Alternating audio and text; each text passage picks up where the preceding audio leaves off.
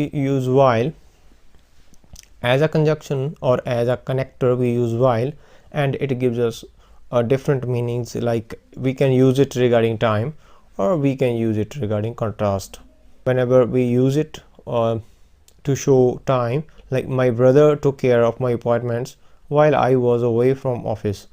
Here we are using it that it must show time. It shows the time while I was away from office. It shows that time period. So contrast, he's rich while his father was poor. So here you can clearly understand that it is showing the difference or contrast between two statements. He's rich while his father was poor. And we can just give contrast in these kind of sentences with whereas as well. Sometimes it is interchangeable.